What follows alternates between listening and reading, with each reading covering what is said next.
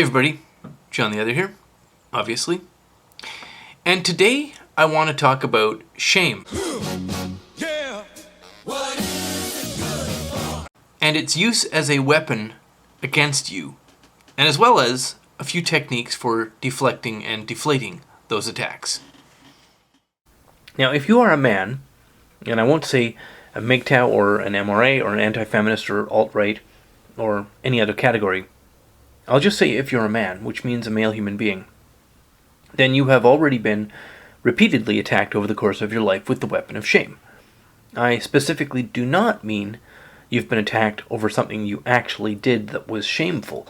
Rather, you will have been attacked for, expressing a public opinion that you are not a second-class citizen due to being male, or maybe you had the nerve to point out that your sexuality is not a disease to be cured, or that being male, your value is not that of an appliance to be used.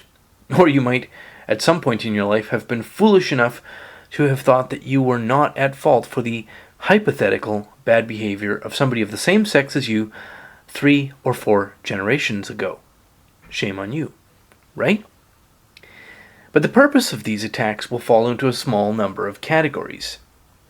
The most simplistic is sport. A small-minded and cruel person will take pleasure in exerting power over somebody of socially lower status.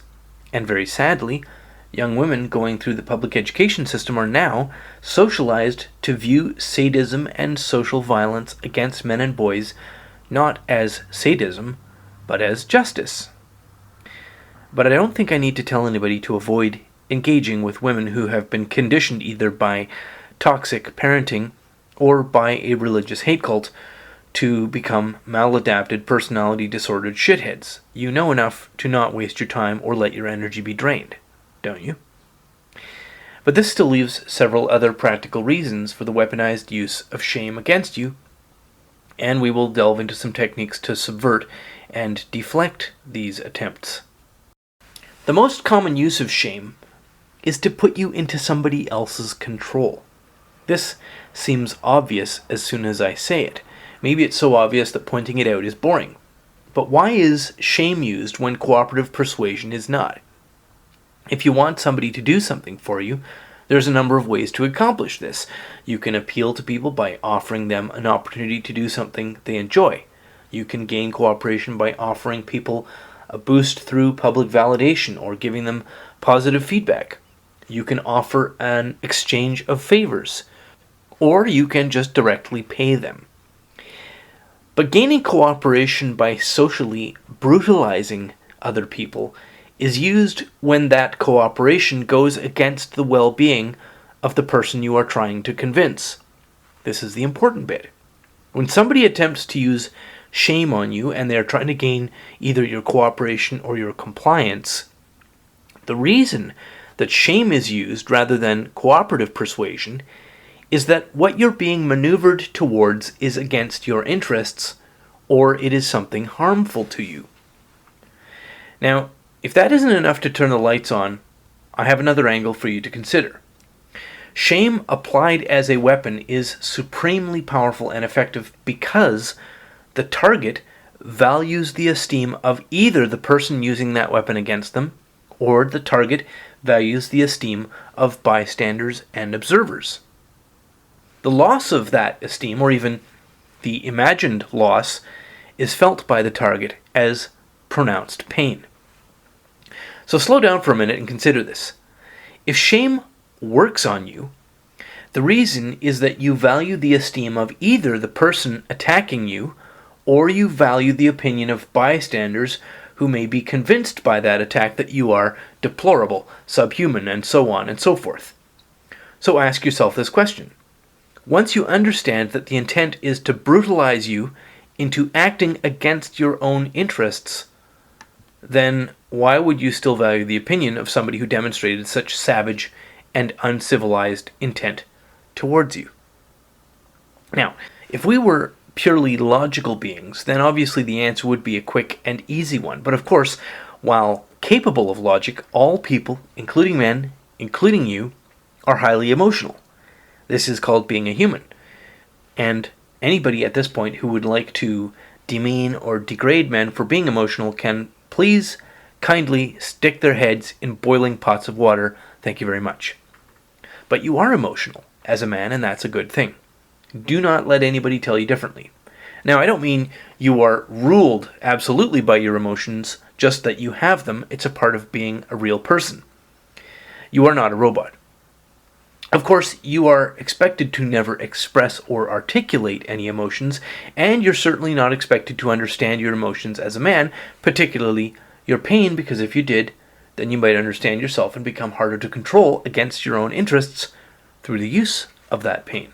One point to take note of here is that when you are publicly attacked, either personally or through an identity group that you're a part of, such as men in general as a category, through the use of shame, the attack on you is a fundamentally violent act, as its purpose is to cause you pain or to socially harm you, and to use that pain as a motivator of your behavior into something against your interests. And this attack on you is conducted with your cooperation. In fact, if you are verbally excoriated in public, which is to say, directly and personally targeted for abuse intended to do you harm, the attack itself depends on your active participation. Now, there are numerous examples of this online in the form of videos in which young women excoriate young men, and the men remain civilized while the women do not. We'll get into that more later. But the obvious takeaway here is that aside from the immediate impact of applying pain to drive you into an action or compliance with something that is against your interests, this is a signal for you to withdraw your care and concern for the opinion of the person attacking you. But, as I said, there is a lifetime of conditioning to undo here, so this all isn't going to happen in a single flash of logic. So in order to short-circuit that lifetime of conditioning that makes you susceptible to these attacks, here are a couple of strategies. I'll start with something deeper and longer term, and then I'll get into something quick and easy. But the first technique is something that I call, you are the party. This is obviously an item of rhetoric, referring to a concept I will now try to unpack. Men, which is to say, blue pill men, depend in large part on women for their public identities and their sense of self.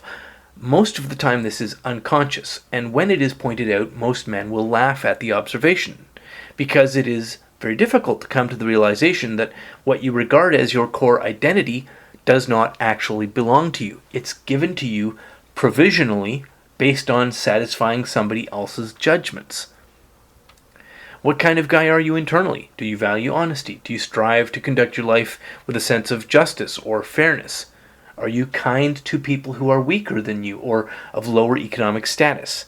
Well, none of that is relevant to a man whose identity is based on what use he can be put to by those who confer on him the status of good boy or bad boy based on his utility as either a cash machine or a labor device or something else. And for guys living in this mode of identity granted to them by others, the fear of having their identity being taken away is a real and valid fear.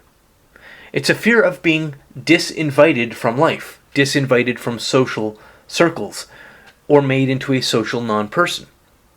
So if you find that you are susceptible to an attack on yourself using shame, then you too have this fear. And again, before anybody congratulates themselves for their toughness, every man has this weakness. And here's where I get to the part that I call, you are the party. So I'll ask a question. What is the source of creativity, of energy, the source of industriousness, and the source of joy in your life? Before you answer, I will tell you it is your job to make yourself the answer to that question. Because you cannot be disinvited from the party when you are the party. This certainly is much easier to say than it is to do. So without getting into a lot of messy psychology, I'll begin with one question. The paycheck that you take home every couple of weeks, whose labor is it that you are being given payment for? Is it somebody else doing the work, or is it you? Well, it's obviously you. So the whole question of you are the party, it isn't about being an egotist, it's about recognizing yourself as the source of money, health, happiness, creativity, joy, industry, innovation, it's all of it. You are the source. And as difficult as it seems, start with your paycheck. Whose labor is that? It's yours, and it's valuable enough that somebody's paying you for it. You are the source in your life. You are the party. That's what the shame attack is. It's the invocation of the terror of disinvitation from the party, but you can't be disinvited from yourself.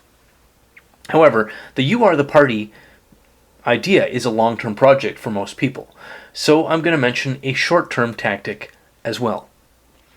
To avoid falling prey to your lifetime of conditioning, especially when dealing with women in a stressful situation, take away their sex. Picture a woman as if it is not a woman, but a man wearing a very convincing woman disguise. Now, this is obviously hilarious on its face.